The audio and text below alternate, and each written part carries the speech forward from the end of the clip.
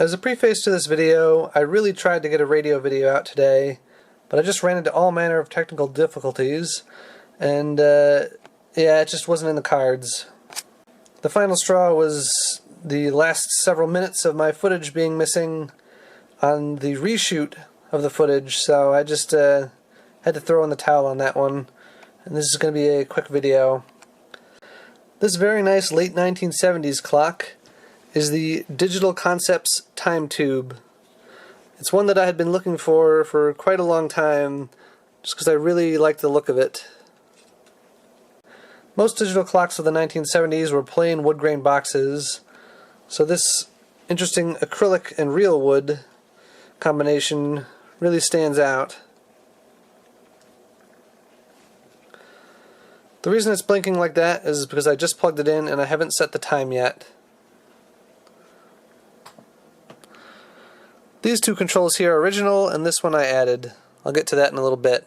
This first control here is the slow set button. You can see that slowly advances the minutes and put a stop to the flashing of the PM indication. Then the middle button is the fast set button. As you can see, that rapidly advances the minutes. It's going to roll over to AM in a second. There we go. And the added button brings up the seconds display. Without this added button, you can't synchronize the clock to the second, which annoyed me.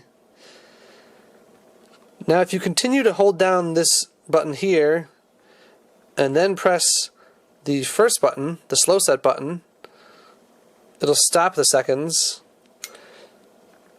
And if you hold down the seconds button and then press the fast set button, it'll reset the seconds and hold them that way.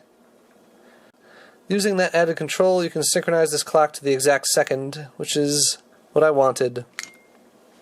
Another feature I added was automatic dimming. The board had locations for the components to add an automatic dimming feature, but they were not populated. I based the circuit for that off of another MM5316 based clock, and it works pretty well, as you can see. I had to double up the light dependent resistors, as the ones I had did not have enough range to bring the brightness, all the way down and all the way up. Luckily, doubling them up was sufficient though, and the dimming action is exactly what I wanted, really. The VFD tube in there is a little bit tired, but not too bad. The glass is just pretty dark. You can barely see the insides. You can just make out the transformer in there, and the MM5316 clock chip is down there as well. I replaced the filter capacitor in there. You can also see that.